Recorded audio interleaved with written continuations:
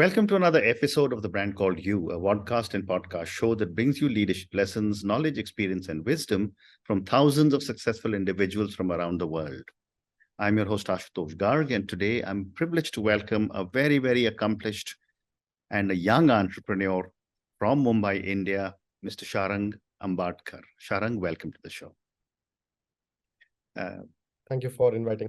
Thank you. Sharang is the managing partner of FeelGood Eco Nurture LLP.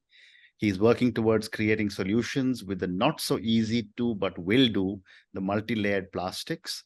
And he has converted at least 20,000 kilograms of waste plastic till now. So Sharang, let me start by asking you a little bit about FeelGood and what was your motivation to start? So FeelGood was started during the lockdown actually.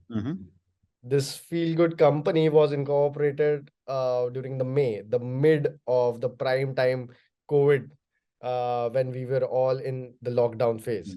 And the research for that had started during when I was studying in Italy. During my internship program, I was in the University of Rome, where during the first week of my stay at Rome, I was fined 50 euros for not segregating my waste and not throwing it separately. Wow. I was fined by the security guard at my campus itself. That was the first moment when I came across waste management, or what exactly managing waste means, and how the first world was doing that. So after that, it struck me that, oh, what is happening? Why have they fined me 50 euros? And I was not earning anything at that moment because it was my first week in a whole different country, and it was my first international travel. So that was the moment where I got the thought that uh, it generated curiosity within me that what is happening. So that then I started researching about what was happening in Italy, what was happening in India, and everything. And I came across few products which were in my campus, which were made from the waste that we were giving to one of the companies there in Europe. And after coming back to India, I started uh, noticing things that were happening in India, which were very fascinating for me. Like waste segregation was nil, almost nil, in few countries, in few cities, and in metro cities like ours, Delhi, Mumbai, Bangalore. Um, the, it is there, but only in a limited parts of the city, and it was done by private sectors only. It was not done by any mm, government agencies, which is happening right. I would really like to appreciate that. But during that time, it was not happening. It was just starting a phase in our country that segregation of waste was happening.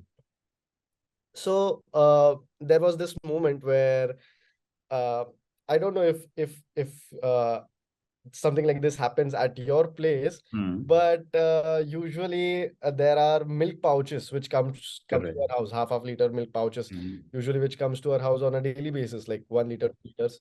So there was a habit which I had seen in many houses actually, that our mothers used to just cut it, put it in the utensil, and boil the milk. And of that particular laminate or the milk pouch was wasted, they never used to throw it away directly. Okay. They used to just rinse it and stick it on the wall so that they could throw their wet waste in it and then throw it in the garbage so that it does not smell. So, and my mom never used to do that. She just used to rinse it and just keep it. She used to store it somewhere. And I had seen it many a times that many people or many houses used to follow the same thing. Then I got in a fight with my mom that why are you doing this? Why are you keeping the waste in the house? Just throw it in the dustbin. She said, no. So then after a lot of discussion and everything, we said, chalo, we'll do something out of it. Like in craft, during schools, we had bit of waste. Um, uh, something you have to do with your waste. But so that thought came into our mind that what can we do of this? So we made a few pillows, just like bean bags. Yeah, uh, I can hear so you. we used to just fill in with our with our own milk pouches inside it. So, and made a pillow out of it.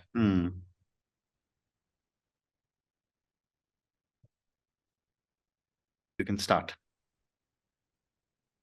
So once we had made the pillows, we are very fascinated with it. And one day, a few of our relatives had come, and they really liked the pillow, and they said, "Where did you buy this from?" We said, "We made it." So they were like, "Oh, we would like to buy it," and that's how my first business, I would call, had started. Like the first sale that we had made. Okay. And then to just grow this, we said we should make even more pillows out of it. So the raw material for it was milk packets, definitely. So how do we improve that? How do we collect it? So that's how the collection of waste started. Amazing. So I was collecting from almost the cleanest milk pouches that we can find in India are from our chaiwalas, I was the see. first thought. Yeah. So we are collecting almost around this milk pouches from 30 to 40 tea vendors near our house only. So I used to go on cycle someday, on bike, in car, and the chaiwalas also were very fascinated about that someone is collecting waste from us in a car. That then that was an amazing thing. That's how I made a lot of friends also. Amazing. So Uh, what would you say, Sharang, is multi-layered plastic that you talk about? so this multi-layered plastic is the plastic which usually is seen in such wrappers, which the sachets, the 1 2 rupees sachets that comes in shampoo bottles or conditioners, that are the multi-layered plastics, which was invented by Procter and Gamble in 1950s. Firstly, for making uh, packaging for toothpastes. So that is the multi-layered plastic. And during that time also, and even now, if you just Google it, it is said that multi-layered plastics are non-recyclable. It cannot be recycled. It is termed as such plastics. That was the research we had started. And milk products are also multi-layered, is it? No, milk Milk pouches packet, are milk pouches. yeah, milk pouches are single layered plastics, which is usually called as LDPE. I see. Okay. Low density polyethylene. Okay. So what are the environmental challenges that are associated with multi-layer, and how have you found a solution for it? So just like I said, that multi-layered plastics are termed as non-recyclable straightly. But we have come up with a solution or a technology, you could call it, to recycle this and make it into products. So one of our partner companies, who have funded us during the lockdown, are one of the biggest recyclers in India. They are the number one recyclers currently in India, and we are doing this with them, where we collect this multi-layered plastics from industries, from governments, from NGOs. We get it to our factories and recycle it into small granules or raw materials, which is then used to make other products. I see. So that's how the technology works. It is a intensely technology-driven process, manufacturing process of recycling this multi-layered plastics. And what is the level of difficulty of recycling multi-layer versus single layer? So a difficulty, because for difficulty, we need to know the components of multi-layered plastics and single layered plastics. Multi-layered plastics is a technology where multiple materials are used to make it into such a thin layer, which has properties very intense, so that the shelf life of the product increases. Like sauces, it is a edible thing, yeah, and it has to go for many years in stacks. Correct. So the oxygen barrier level, the smell, it has to keep intact. So we usually use foil paper to wrap our food in our tiffins. So just like that, multi-layered plastics is a, uh, a packaging material which uses technology of lamination. It can be paper, it can be paper plastic, it can be paper, plastic, and metal, which is usually used in food materials. So all these materials have a different level of melting point, because of which it becomes very difficult to for it to recycle, because I see. multiple material, multiple temperature, it has to be melted on and recycled. So that is the main difficulty. Whereas in single layered, it is the same temperature for all the whole material, which makes it So tell me, easy. Sharang, once you have, taken all these multi-layered plastics, so I'm, for our viewers and listeners, from little pouches that you just showed to, I would imagine, wafer packets to everything else must be multi-layered. Correct. You said you make, at whatever process you follow, into pellets. Yeah. What is the next stage that you go to, and how do you use it after that? So the next layer, we are using multiple manufacturing process. The first is injection molding. So this is the process of converting the granules into a final product. So something like this, which I use on a regular basis. This is basically a phone stand, Wow. which Okay. yeah, and it has all three angles over it. It Yeah. is a unique design that we only have made it. So this is made from the chocolate and biscuit wrappers. Wow. This is a very small product that we had made to just give away and show the capabilities of multi-layer plastics. And the main two products that we manufacture from this multi-layer plastics is tiles, the uh, the flooring tiles, to reduce the use of concrete or cement, because they are the largest carbon producers in the world right now. Correct. Almost 80% of it, of the carbon in the world, is due to the concrete production. So that is one thing that we are making out of this multi-layer plastics. And the second one is wood or furniture. We make manufactured wood out of this multi-layered plastics, so that the deforestation is reduced. Correct. And the impact of the environment is less through this products. Yeah. So these are the two things that we are currently trying to scale up. But tell me, Sharang, I mean, while I really appreciate all the work that you're doing from one multi-layer plastic, recycling it and taking to the other, is it really solving the problem of plastic or delaying it by taking into another product? Plastic, after a lot of research and a lot of work put into it, I've come to know that plastic is the M square of everything. Okay. M square is the magic material. Without plastic, we cannot even survive even a day. I see. COVID was only could go through COVID or come out of COVID just because of plastics. The mask that we wore, the PPE suits that the doctors wore, all the medical equipments that were made were out of plastics. The injections, everything was made out of plastics. So we cannot not use the plastic ever. This, like the Stone Age, the Ice Age, the Metal Age, this is a plastic age that we are in. And we cannot never say no to plastics. I agree. I agree. Yeah. So, but does not mean we should extract material from the earth, because it is better that what we have is not wasted and reused. Like the 5 R's that everyone knows. Correct. Reduce, use, recycle. So that thing has to be followed very thoroughly, and that's how we are not delaying the process or the plastic waste menace, but we are controlling it. We are controlling it in such a way that it never harms us ever again. Great response. My next question to Sharang is that how can each one of us as individuals play a role in reducing the impact of multi-layered plastics? Because you said that plastics is the M square of the world, and therefore that means that all of us have to use it. But what can we do I would love to get your thoughts.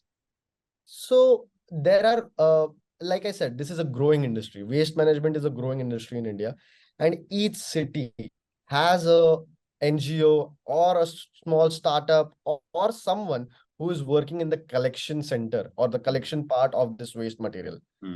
Firstly, what the end consumer or people need to understand is segregation at source is essential. Correct. If we segregate the material, then it could be recycled or it could be managed. If we don't segregate it, it will end up in the landfills, and like the one we had seen in the news near the Delhi thing, the landfills was even bigger than the mountains. Correct. Segregation at source is the key, and then giving it to some private player who is into collection of plastics can solve the problem. And also at the same time, even we can write to the government or the municipality, the local municipality, to collect the waste in a segregated way, because there are ways in which the municipality helps us to rely to collect this waste in segregated form and recycle it and then give it to the end recycler to manage it. Very, very interesting. Yes. My next question to you is that, can biodegradable or compostable alternatives replace multi-layered plastics in applications? And if yes, what are the trade-offs? Definitely, they could play a vital role in the near future. This is the technology of bioplastics is emerging right now. At this stage, if a shampoo packet that we buy in the market is 2 rupees, which includes the content inside, the packaging, the distribution as well. If end consumer can buy it at 2 rupees right now, with the bioplasts, we will have to pay maybe around 10 rupees for the same packet, because the level of the economics of bioplastics is not at such a level which can be used by everyone right now. It is very expensive at this moment, but in the near future, definitely it could be a very vital solution. But at the same time, bioplastics are not really biodegradable. It is at this they need to be decomposed in a factory only. It is not like you have to throw it away into the soil or composting bin and it will just compost. It has its own way of decomposing. It needs particular temperature, particular pressure to decompose. So yes, once the technology is developed and is economically viable, then definitely it could be a very, very, very good solution for the multi-layered plastic waste. Very interesting. And what are the policies and regulations we have in our country to manage the use of disposal? Manage the use of manage the disposal. Manage the disposal. So, manage the use and disposal of multi-layered plastics. Okay. Okay. So for managing the waste which is generated by multi-layered plastics, there are policies like EPR, which is extended producer's responsibility, which is on the brands, because for end consumers it is not possible. So what is happening is the brand owners who are manufacturing this multi-layered using it. For example, a beverage company, okay, say Coca-Cola, is producing water bottles, putting the cool drink in it and distributing it. So that becomes the company which puts out plastics into the environment. So policies are on those companies to recycle the plastic which it has put out in the environment. In India, last year it was 70% of the companies had to recycle 70% of the plastic waste which they had put out in the environment. And from this year, it has become 100%. Wow. So it is a very like the waste management industry is increasing day by day, year by year, on a very good scale. And this particular thing which is happening in India is very appreciated by all the countries in the world, because only we are the ones who are doing it in such a proper way. And at the same time, this EPR concept has been used or being referred in many other countries that we should also do it. And Europe is one of the countries which is now studying our EPR policies and using it in their countries also. Oh, wonderful. So I have time for two more questions for you. My next question is that what, again, based on your understanding of microplastics and multi-layered plastics, what is the potential impact that microplastics from multi-layered plastics have on human health and the ecosystem? Actually, honestly speaking, the multi-layered plastics does not produce microplastics at all. Okay.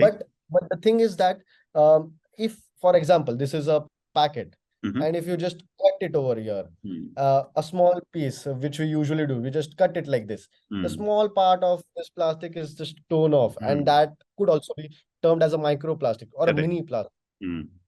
That thing just stays in the environment, and it might never be collected. So such things needs to be avoided by awareness and self-conscious behavior. But the microplastic things is generated from different types of plastics, which could be by scraping it or generated through various methods. Those things are studied, and a report was recently announced by the United Nations that it was because of few other things also, that we had a news that the breast milk also contained plastics. It was in a recent news that was heard. So those things were studied by researchers on a global level, and came at a final conclusion that the microplastics are not harmful for the human body. Very interesting. And my last question to you, Sharang, and this is that so many people are going to listen to our conversation. How can we raise awareness about the challenges of multi-layered plastics and promote sustainable solutions? The only way is segregation at source and collaboration with the collection partners who are collecting this waste. That's how we could change the waste menace that is caused by multi-layered plastics, or any plastics for that matter. And at the same time, behavior changes, that we do not have to throw our waste on the roads. We have to use our dustbins, and such behavioral thoughts that we follow when we go international also. So we should keep our city, our house, our home, our country clean. And that's how we can control the waste menace that's happening in India. One more thing I would like to add: India is the only country which is recycling more than 70% of the plastic waste that has been generated. And that is the only country in the world who is able to do this. So fascinating. That's a very amazing thing for us to be proud of. Amazing. And on that note, Sharang, and your amazing conversation with me, and your 3 points regarding raising awareness, which is segregation at source, collaborate with people who are recycling, and third one is a behavioral change that you say, and I agree completely, is needed in the entire country. Thank you so much for speaking to me about Feel Good Eco Nurture. I mean, I'm so amazed at your motivation level to be able to really solve a major problem in the on Earth because of plastics. And yet I fully understand how important plastics are and what a great role you and your team are playing to be able to recycle. Thank you for speaking to me, and good luck to you. Thank you very much. Thank you for listening to the Brand Called You videocast and podcast, a platform that brings you knowledge, experience, and wisdom of hundreds of successful individuals from around the world. Do visit our website www.tbcy.in to watch and listen to the stories of many more individuals. You can also follow us on YouTube, Facebook, Instagram, and Twitter. Just search for the Brand Called You.